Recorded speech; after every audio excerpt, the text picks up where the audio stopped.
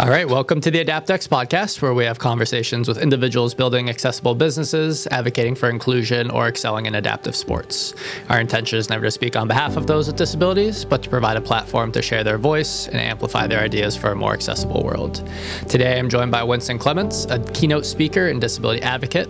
A rare bone disorder, osteogenesis imperfecta, has created many challenges for Winston throughout his life, including more than 200 fractures. But like he tells audiences around the world, you can turn obstacles into opportunities. Winston, thanks for joining me. Hey, I appreciate it. How long have you been engaged with public speaking, and maybe what gave you the confidence to pursue that line of work? Yeah, so public speaking is almost my second career. So previously, I worked in the tech industry for almost 10 years. I think it was 9 years in the end.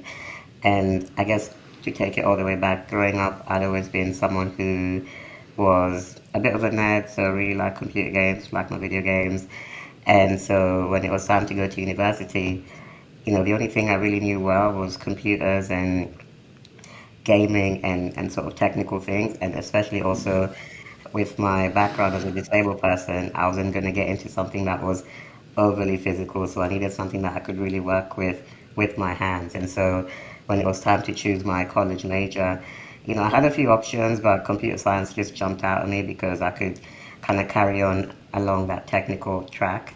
And so I did that, graduated in London, which is where I'm originally from, with a degree in computer science. And then I realized that, okay, cool. Ideally, I would have liked to go into like a gaming company, but, after applying for so many jobs, and maybe that's a whole nother conversation, it was quite difficult for me to get my breakthrough into, having a career, a career within the tech industry.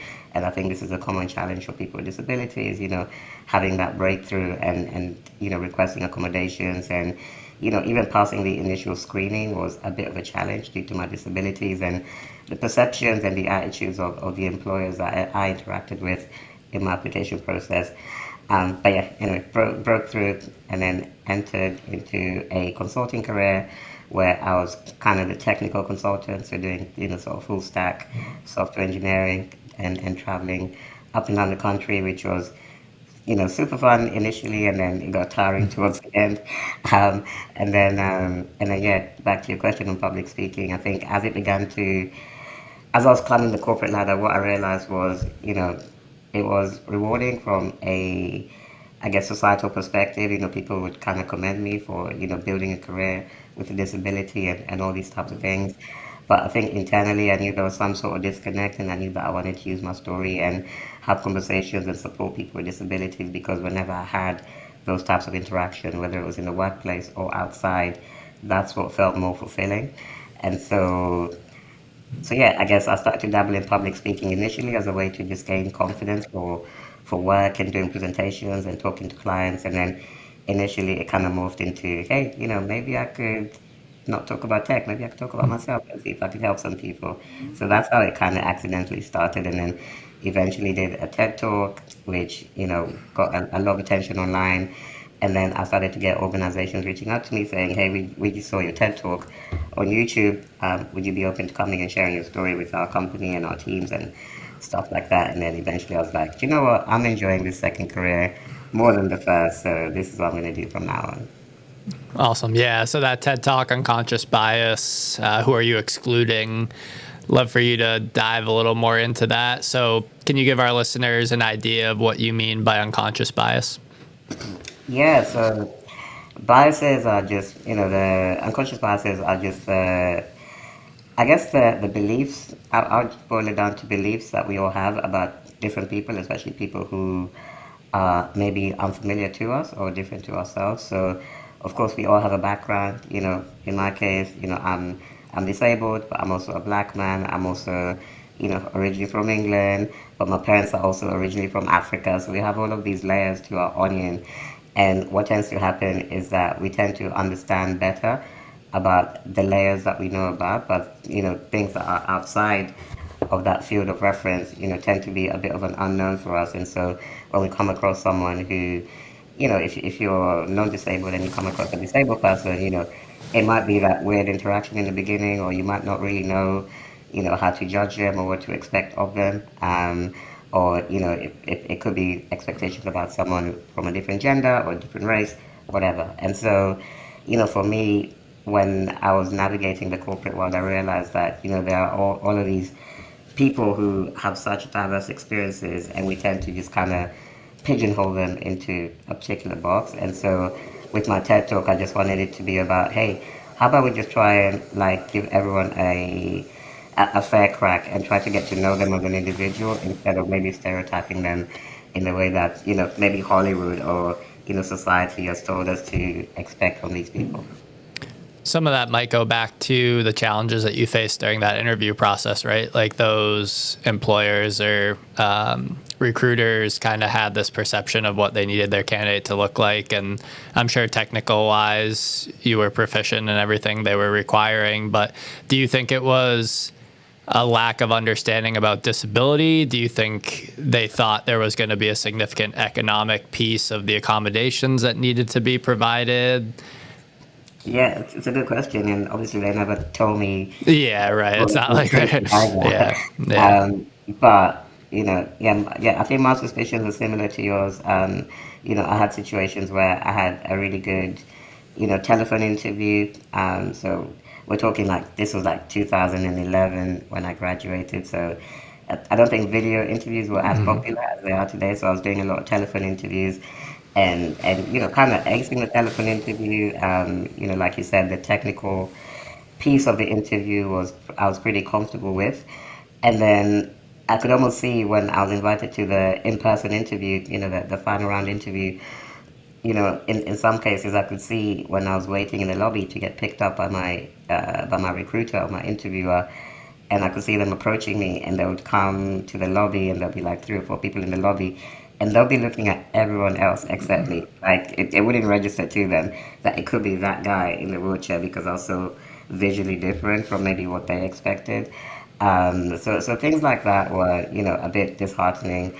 And then I think also once I was in the organizations, I felt, and maybe this is more on me, but I think I felt, and I think some disabled people can relate to this, is, I've been through so many hurdles just to get this job opportunity. So I'm going to try and rock the boat as little as possible. So even when I did need accommodations, I found myself not having the courage to request for those accommodations because, to your point, I didn't want to be seen as an extra line in the expense budget.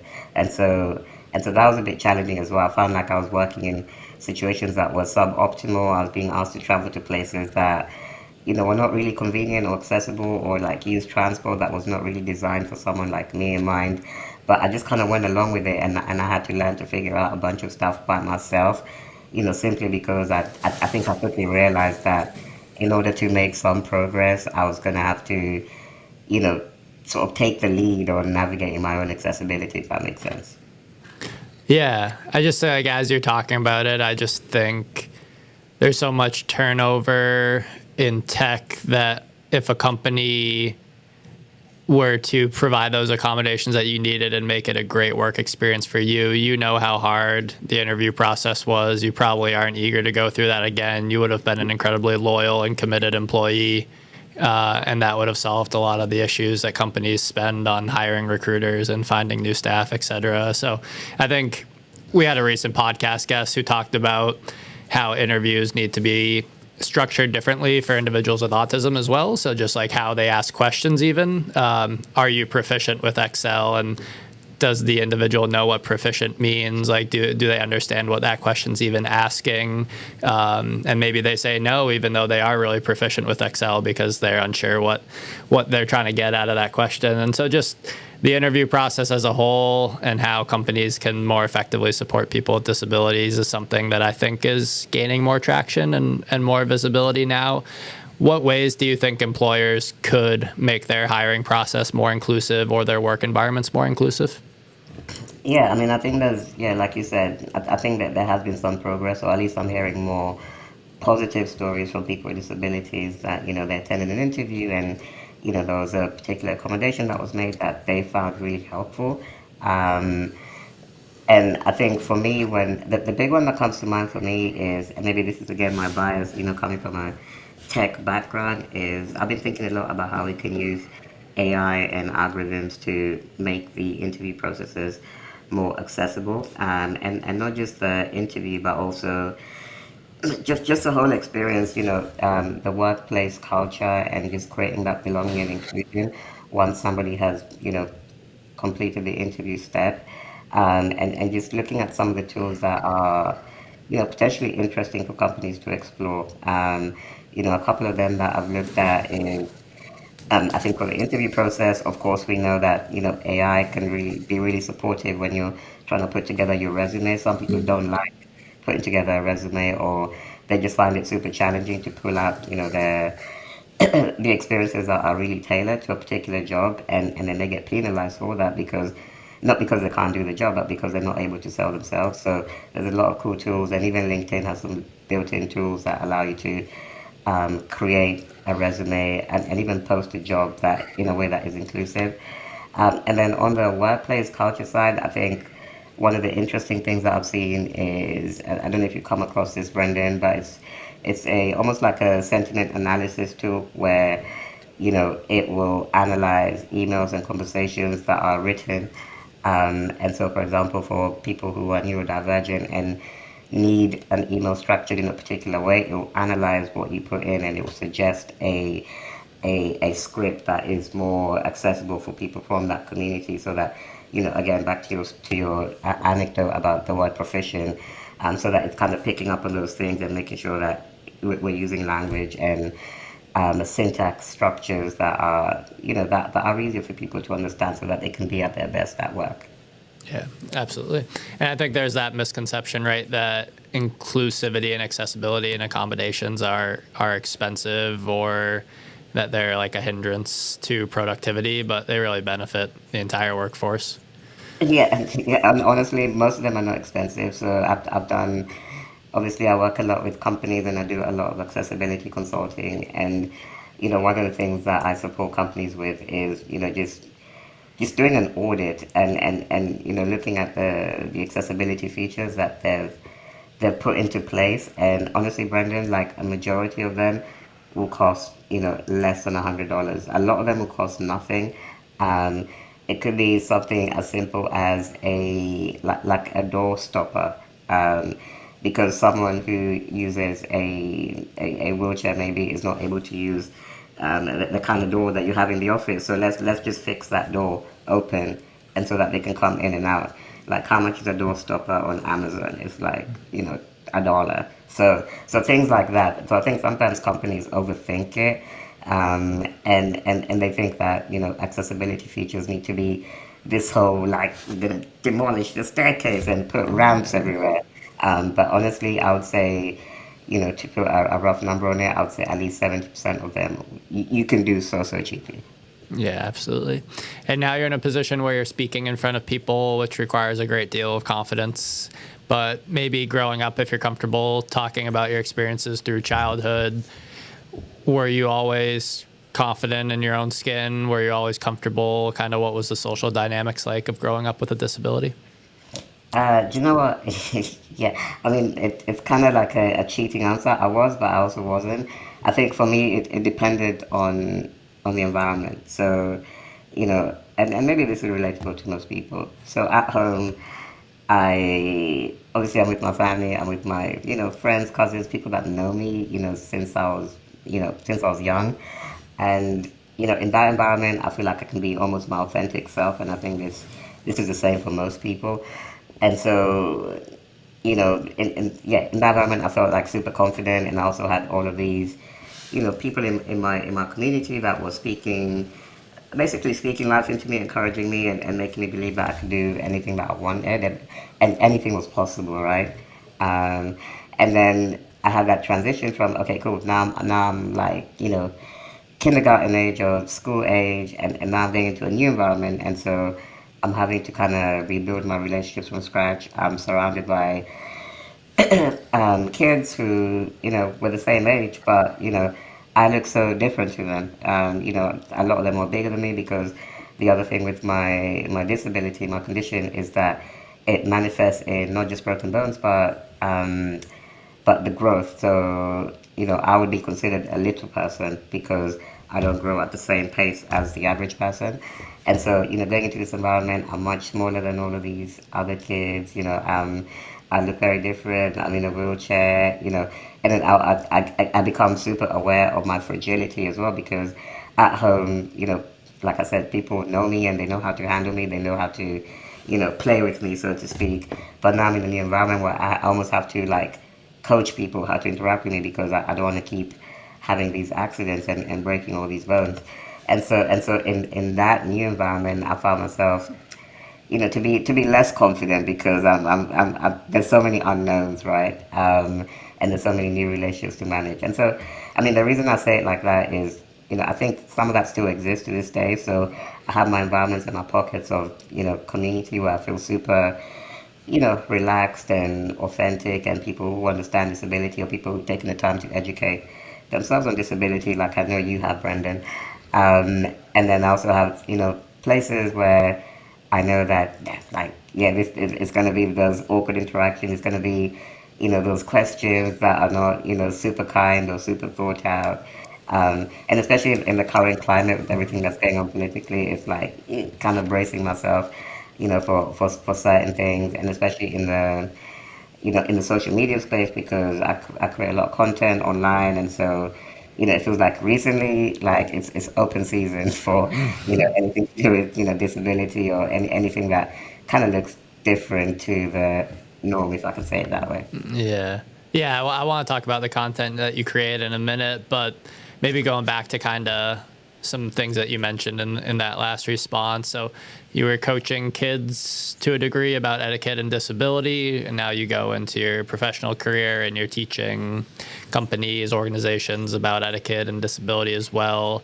I think that's one of the biggest barriers. Maybe I'm specifically in the fitness industry, so when I work with like fitness professionals, just the uncertainty that comes with disability, this idea that like I don't want to, one, make myself look stupid, or two, offend the individual that I'm interacting with, and that uncertainty about disability is maybe what prevents people from even engaging with the disabled population to begin with. Can you give the listeners any advice about etiquette, maybe by sharing either a personal anecdote of what not to do or giving them some frameworks as to how to interact with someone with a disability? And I know it's going to sound obvious when you articulate that second piece, but like what are some etiquette recommendations that you would have? Yeah, honestly, and I think etiquette even sounds, very, very formal, Yeah. like something that is super protocolized. But to me, the way I see it, and of course, every disabled person has their own individual way of handling things. But to me, when I enter a room where, I'm meeting you for the first time, just like we have today, Brendan, on this podcast, my thing is, just treat me like all your other podcast guests, right? Like, let's have the conversation. You ask me your questions, or if we're meeting in person, we have that moment where we kind of like meet at the coffee shop or at the restaurant. Approach me like you would anyone else. Like, if you normally shake hands, reach out to shake hands. If you're a hugger, like, let's go for it, right? And I think for me, that kind of simplifies the whole thing of like having to have all of these rules and all of these protocols for approaching a disabled person, because I think the complexity is another thing that creates a barrier, in my opinion, for people interacting, and people kind of rebut and say, well, like, what if the person you know, is nonverbal, or they can't shake hands, whatever. And I think that will become plainly obvious that the second you try to reach out and shake hands, for example, with someone who's an amputee, and then you can just adjust on the spot, right? Rather than trying to like have that extra 30 seconds to analyze, are all his limbs working? Or like, did I hear him speak? Is he going to be able to communicate a response if I say hello? So for me, I prefer, a very like maybe simple, boring, and common sense approach, which is just like treat people how you like to be treated. And then the other thing I would say is, maybe this is one of the rules that I would share. You know, just having a little bit more respect for a precious part of somebody's identity, because what I've realized being a person with a disability is people feel like that has to be the first thing that we talk about. Like, like, hey, like, why are you in a wheelchair? Like, what happened to you? Like, dude or lady, like, please, like, let's get to know each other first. Like, let's order our coffee, ask me how my journey was. Like, like, let's really warm up before we get into those deeper questions, because for me, that would be the equivalent of asking, someone from a different community, like, hey, like, well, first question, what's it like being Hispanic? Or like, what's it like being, a member of the LGBTQ community? Like, it's not really a natural icebreaker. So let's get to know each other on a human level and on the things that we can both relate on. And then eventually those other more sensitive parts of our identity will come naturally without it feeling like a interrogation, if that makes sense. Yeah, absolutely. What do you want your audiences to take away from your presentations? Yeah, honestly, for me, I think when I boil it down is I think it's just the idea of thinking about others, and I guess kind of going back to what we were saying about unconscious bias. And so and maybe to touch on it is, I think when people come across someone with a disability, because that's what we're speaking about today, it feels like they've almost ran into, like, I don't know, like a celestial being, like someone from another planet. Um, and so what I try to share is that, focusing more on the things that we can all relate on. At the end of the day, I'm someone who is building a business. I am, a father. I am, there's so many other things and interests that we can bond on. And so again, let's start there. Let's start on the commonalities rather than, oh wow, like he's in a wheelchair and he looks so different and his life is so unrelatable to mine. And then the other thing that I say is, disability is not this thing that's, all the way over there. Like, disability is something that's probably going to impact each and every one of us at some point in our lives. I think I read a stat that at least 80 or 90% of us will become disabled by the time, we reach old age and eventually leave this world. And if you're not in that 80 or 90%, then you'll be in the other small percentages that have somebody close with a disability. So I think it's just kind of embracing it and seeing it as something that is, that can be somebody's superpower, and actually really valuing that individual, for that disability as well, and not seeing it as something that, needs to be overcome or is a complex issue for somebody else to solve, if that makes sense. Yeah. Do you find that as someone with a disability that you're expected to talk about diversity, equity, and inclusion? And are there other topics that you would prefer to focus on? Like, are you pigeonholed to a degree and kind of in terms of like what people are expecting from you as a speaker? We are grateful for the support of our first show sponsor. Resolution Fitness offers leading brand health club equipment and accessories for residential and commercial use. In addition to traditional exercise equipment, they specialize in adaptive fitness products and wheelchair accessible machines. If you're interested in outfitting your fitness facility or home gym to be more accessible, visit www.resolutionfitness.ca or the link in the show notes below. Yeah, to a degree. And I think when you have a I guess a disability that's so visible like mine, yeah, like I think people are almost instantly expecting me to be like the expert on, disability and DEI and all these types of things.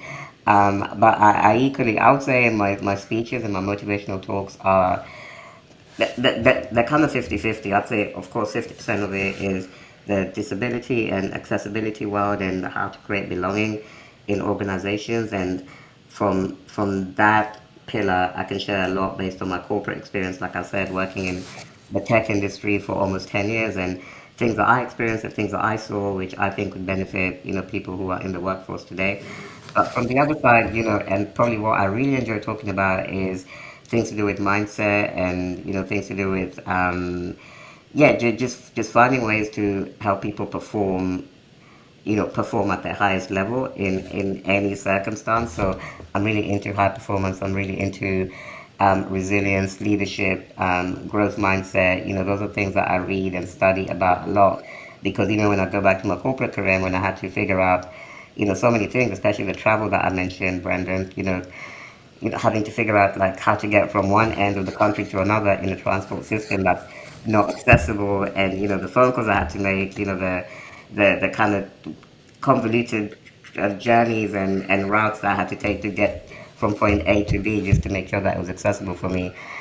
For me, that really made me even more interested in, yeah, things like resilience and grit and finding ways to perform even when the cards are stacked against you, so to speak. So yeah, I'd say it's 50-50, but I think you're right. I do tend to visually get pigeonholed on one side more than the other. Yeah, I mean, the two don't have to be mutually exclusive. I mean, you can talk about your disability, tie it to resilience, and Exactly. also attach it to personal anecdotes within your audience who might not have disabilities themselves. But Right. we kind of glossed over it quickly earlier, but you create content that performs very well on YouTube and stuff. What gave you the idea, I guess, to begin sharing insight into your family? Yes, and I mean, I can't take all the credit. I think, this is content that I create with my wife. So we got married a few years ago in 2020, in the middle of the pandemic. So it was one of those, I don't know how it was in the US, but it's what we call a COVID wedding. So it was a really small wedding, about 30 people, no singing allowed, everyone had to wear masks, all that good stuff. Um, and so we got married, and then what happened was I received a video from our videographer at the wedding, and he had done like a 3-minute trailer video of the wedding day itself. And I was like, wow, like I really like this trailer. Like everyone looked so happy. It looked like a really fun time. And so I thought, you know what? I want to share this with my family. And so I thought, what's the best way to share a video with my family? Hey, you know what? I'll put it on YouTube and then share the link in, the family group chats that we all have these days, right? And so did that. And then, cut a long story short, because it was on YouTube and because I'd set it as a public link, I realized that it was receiving all of these views and comments, and, like the views just kept climbing and climbing and climbing. I remember checking initially after a week or so, and it was at 10,000 views, and I thought, wait, that seems like a high number for a video. I've never had any type of reaction like that from a previous video. And yeah, and long story short, it gets to a million views in the end. It's got thousands of comments, people from around the world, saying how, inspired they were. But then what we noticed was that there were also a segment of those comments where people, were just not very nice, like saying things like, yeah, she must have married him for the money, or, she's going to be his carer for the rest of her life and stuff like that. So, and again, these are stereotypes I already knew existed about people with disabilities, but it was a bit jarring to see that, kind of come to life like that on our wedding video. And so the way the online content started was my wife and I decided, hey, you know what? We're gonna take some of these stereotypes and start creating content that kind of showcases our daily lives. And actually, we kind of joke that we're on a mission to prove that our lives are just as boring and as normal as everyone else, right? So we're gonna show our day in the life. We're gonna show us eating breakfast. We're gonna show us going to buy groceries.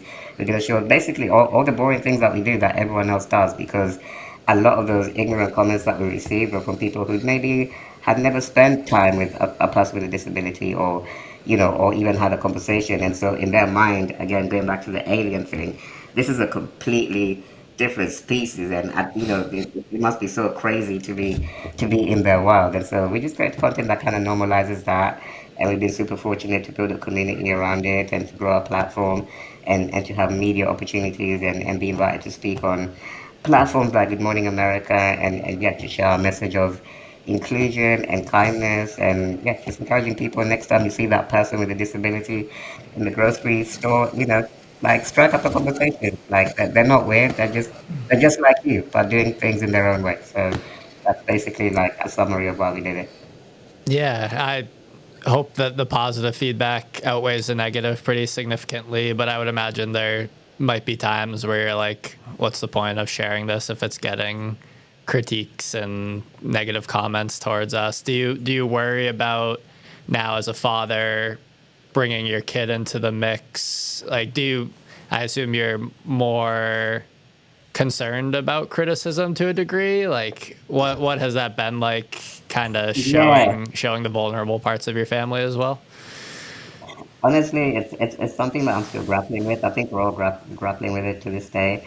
I think what we do know for sure is that the content that we make helps a lot of people, and it's content that I know I wish I would have seen when I was younger. Seeing that there's somebody who looks exactly like me, who is a grown-up version of me, who has a business, is married, has a family. Like that would have really impacted me in a big way, I believe, if I'd seen that at, I don't know, 7 years old or something. And those are the kind of messages that we get pretty much every day, Brendan, from parents saying, "Hey, I can't believe I came across your video. I'm gonna show this to my son who, is paralyzed, or who has this other condition, and who is depressed because he feels like he'll never be able to make friends, or he'll never have a girlfriend, he'll never be able to have a job, and all these things." And so for us, we feel like it's almost a, what's the right word? It's a mission, it's a cause that we're really passionate about, because we feel like it helps a lot of people. But on the other hand, it's kind of balancing with that privacy side, like you said, now that we have a family. And so one thing that we do, I guess, maybe helpful for content creators, is it's just knowing your limits. And so we allow ourselves like opportunities to take breaks, because being on social media all the time, it can get exhausting, it can get draining. So if me and my wife just look at each other, and we give each other that look where we feel like, okay, this is all getting a bit too much and a bit tiring, like we will not hesitate to take like a couple of weeks or a month of social media, and just kind of recharge. And then the other thing that we do is we no longer read each and every comment, which might be disappointing for some of our subscribers to learn that. But I think we just realized, just to maintain a healthy balance, we kind of need to, not consume every single comment, because majority of the comments are really positive, like you mentioned. I would say 90-95%, but it only takes one. And I think because it's the way of Yeah. our minds are wired, you only need to see one negative comment about your wife or your child, and that can really mess you up, and take you into a not so good mental space. And so, we work with other people. We've got a social media manager who's joining, and they kind of help us like sift through the comments and suggest things that we should be replying to, and healthy ways for us to engage with content that doesn't also compromise on our mental well-being, if that makes sense. Yeah, absolutely. How old is your kid? So my daughter, she's 3 years old, so she's at that very exciting and exhausting stage for parents. I've got my son will turn 3 in May, and then I have a 15-month-old as well. So we're Wow. right in the thick of things as well. You're in What the do trench. you what do you find to be the biggest challenges, maybe just as a parent with a disability, with a physical disability? Yeah, honestly, I think for me, and this is what I was concerned with when we found out we were having a child. I think because I really want to be a hands-on dad. I know everyone's different, but I really wanted to be like hands-on. Doing the diaper changes. Holding my daughter. Playing with my daughter.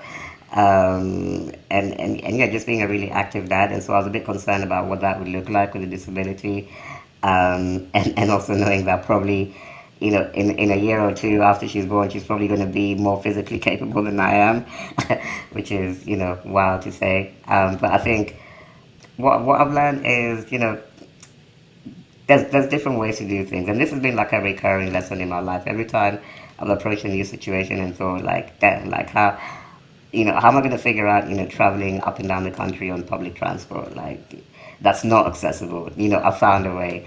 And so even in this scenario, like there's been small adaptations that we've made. My daughter is also, and I think kids are very smart. Like, sometimes we don't give them the credit that they deserve, because maybe we see them as being super young. But like my daughter knows, what works for daddy. Like she knows that, hey, it's best for daddy to, if we just, put all the toys on the floor and just sit on the floor and play together, for example. Or even when she was using a diaper, like she would know, like she would literally go and lay herself on a bed, which is at a good height for me, and ask me to change her diaper, so to speak. So yeah, I think kids are very intuitive as well to tuning into what people need around them. And so I found that it's just been a collaboration, and the accessibility barrier has not been as profound as I feared it would be. Although I do wish there were more like adaptations for things, to allow people with different types of disabilities to, yeah, to be more hands-on with their children if they wanted to. So like things like to allow, easy pushing of strollers, or, easy carrying or easy transferring. Those types of technologies would be amazing. And I know there's some stuff that's in the pipeline, but I'd love to see it go mainstream.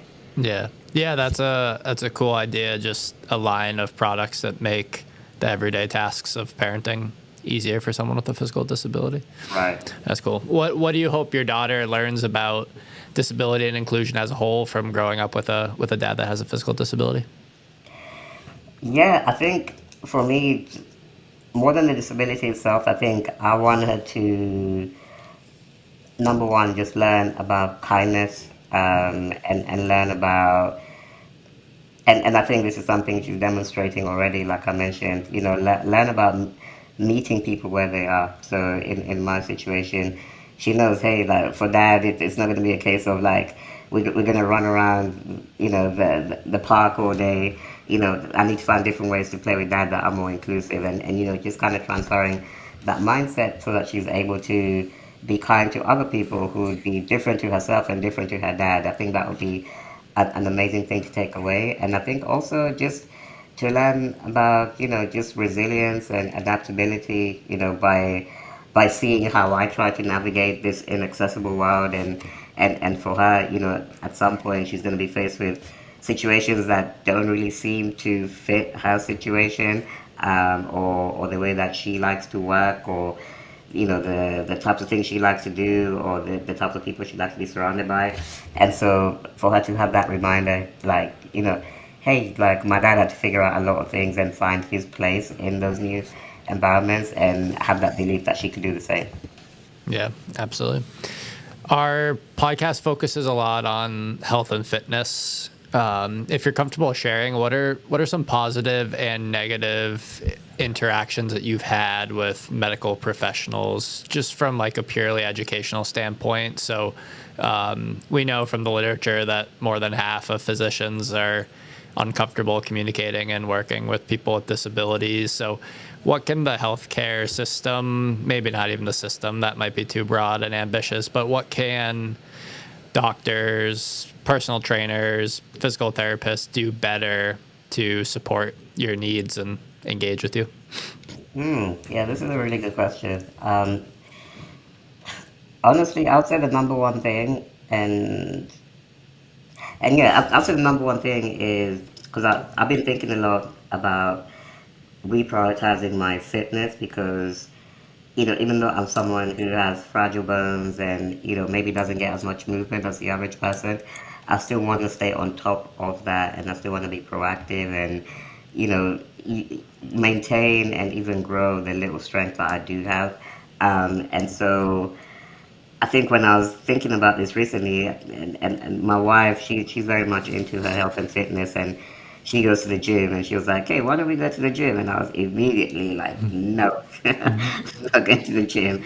And again, this could be like a mental thing for me, because there isn't that representation in the gym for people who look like me. And so I guess to your question, the number one thing that I would maybe suggest that feels really present right now is for those physicians, doctors, institutions, just to say, or just to have a way of communicating that, hey, like we are like disabled friendly, or we are, inclusive, or, just kind of being a little bit loud and proud about that. Because if somebody doesn't really say it, then you can't really be sure. And so it doesn't mean that they have to have every single type of gym equipment that's accessible for somebody in my exact situation. But I think for me, just seeing that communicated as a value of theirs makes me believe that, hey, what, I can go in there and try out some stuff at least, and see if there's anything there that could work for me, or expect to bump into somebody that will say, hey, you know what, your situation is a little bit different, but maybe here's something that we can do that would have some positive impact on your fitness journey in this case. So yeah, that's the number one thing that I would say. Just tell me that you want me there. Yeah, yeah, absolutely. I mean, historically, gyms and stuff haven't given people with disabilities the reason to believe otherwise that they would be welcome. So that's where I think, like you said, it does require direct outreach and demonstrating that you are welcoming and eager to support people with disabilities. Are there recommendations for training with OI or kind of navigating the complexities of the disability? Yeah, so it's different because also OI is such a broad spectrum of bone diseases. So you have you have milder OI to very severe types of OI. I would say I'm more towards the severe end of the OI spectrum, although there are more severe strains of OI than what I do have. So with me, I'm able to do I'm able to do things like, transfer from my wheelchair to my bed. I'm able to kind of move around on the floor quite easily. So I'm pretty comfortable with kind of using my own weight and pushing that around. And so for me, what works well is things like, a few push-ups here and there. I can lift weights, obviously not 100 kilos, but I can do like dumbbells and kind of, maintain that consistency in my arms and kind of build my arms that way. And then, and for majority of people with OI, I know there's a lot of stretching exercises that are recommended. I'm actually on a YouTube channel, if it's okay to mention it, Yeah. a YouTube channel that I follow, sorry, called Zuck Fitness. That's ZUK, and they share a lot of different types of exercises for people who are in a wheelchair. So these are all Cool. exercises you can do sitting down in a wheelchair. A lot of the trainers there are people with some kind of paralysis, and so it has to be pretty applicable for my situation because I know that I can do a lot of these things just sitting down and using my weight or stretching or using something light to lift as a dumbbell, if that makes sense. Yeah. I would imagine resistance training, and I don't know the pathophys of OI, like the nature of it and how it affects the bones, but we know from literature that strength training has positive effects on bone growth. So, Yeah, exactly. when done in a safe way, I would assume that it would have a positive effect, maybe a more positive effect than stretching, Yeah. because it does strengthen bones as well as muscles. So, it would be cool to look more into that. I know Tony, who I mentioned earlier that I've had on the podcast, does a lot in the fitness space, and we're going to have him back on the podcast in a few weeks, actually. So, talk to him Okay, about cool. some of the updates that he's had since we last spoke a little over a year ago. But maybe as we kind of wrap this up, what are you most eager or excited about within the next year or two? Personally, Yeah. professionally, either.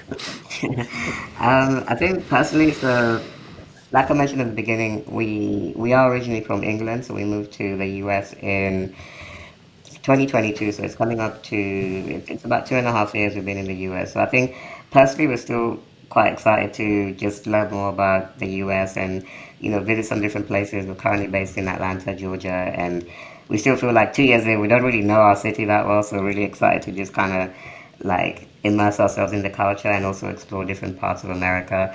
Probably be coming up to Boston sometime soon because I've got family there. So maybe I'll drop you a line for a Yeah, call. please do. Yeah.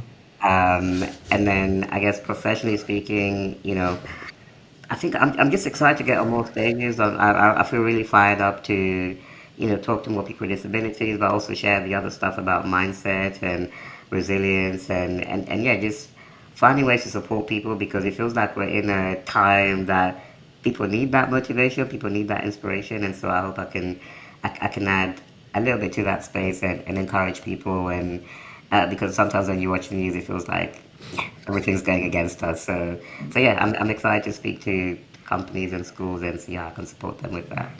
Awesome. We can include the exact links in the show notes, but if people want to connect with you on social media, et cetera, what would be the best ways for them to do so? Kind of what are the best channels? Yeah, so social media, I would say if you're interested in the one people are most interested in is the family channel where we do the day-to-day videos, day-to-day vlogs. So that would just be that Clements on YouTube. And then for any kind of speaking inquiries or coaching, it'll be on my website, which is winstonclements.com. Wonderful. And connect with you on LinkedIn, Instagram as well. They're active on those.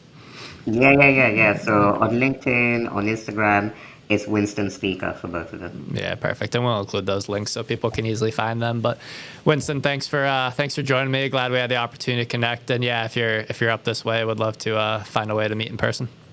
Yeah, for sure. This was really fun. I really enjoyed your questions. Awesome. Thank you for listening to the AdaptX Podcast. Our effort to amplify the ideas of our guests and create more inclusive and accessible industries is futile unless these episodes reach a larger audience.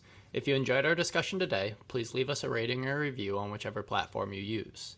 And if you would like to learn more about AdaptX, the course that we teach to health and fitness professionals and the projects that our organization is working on, you can subscribe to our newsletter through our website, www.adaptx.org. Until next Monday.